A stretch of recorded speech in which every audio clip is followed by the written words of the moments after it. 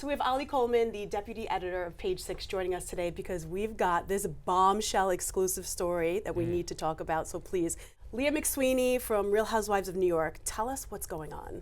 Leah was on 2 seasons of The Real Housewives of New York and 1 season of Ultimate Girls Trip, which is a spin-off of The Real Housewives. She went into the show as a recovering alcoholic. She has a drinking problem, which she's talked about a lot. She's talked about it on the show, she's talked about it on her podcast.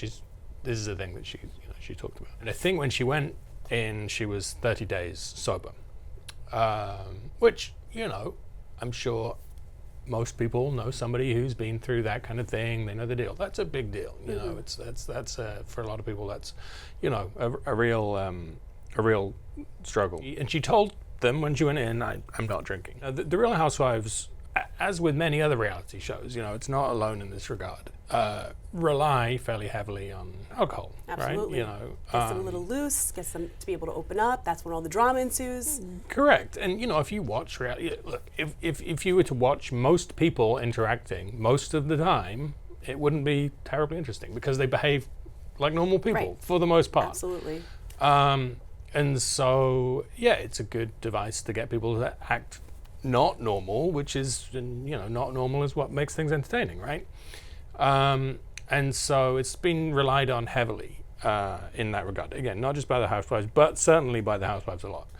And so, it's a bit of a kind of a culture clash of a sort, right? A sober woman going into an environment that very heavily relies on drinking. Leah is making the case in this lawsuit, it was filed yesterday in the Southern District of New York, that it would have been proper under employment law, never mind ethics, never mind entertainment law, never mind, but under normal employment law, it would have been proper for them, once they knew that she was suffering from this, alcohol misuse disorder, to support her within reasonable, I think there's a phrase, reasonable accommodation, a reasonable accommodation of a disorder. Absolutely. Which could be an alcohol problem. It could be, if you use a wheelchair and you need a ramp or and again, within that, that's a kind of a good comparison, right? Like, if you need a ramp, that might be a reasonable accommodation. If you say, I need you to build me a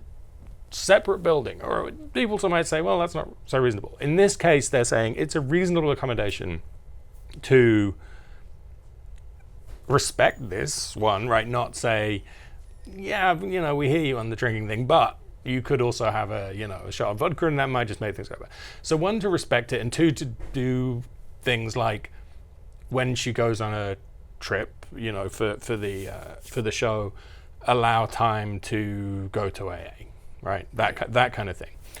And the crux of the lawsuit is they didn't do that.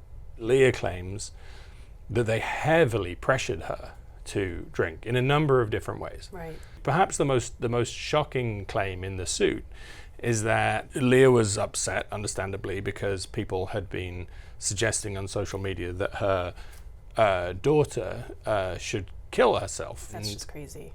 Yeah. And that also prompted her to think about doing something like that, right? Correct. And the suit claims that instead of engaging in a kind of support their employee through this very obviously very difficult situation that she clearly would not be in were it not for her job, they used that to encourage her to drink, saying, well, if you drank more, people would like you.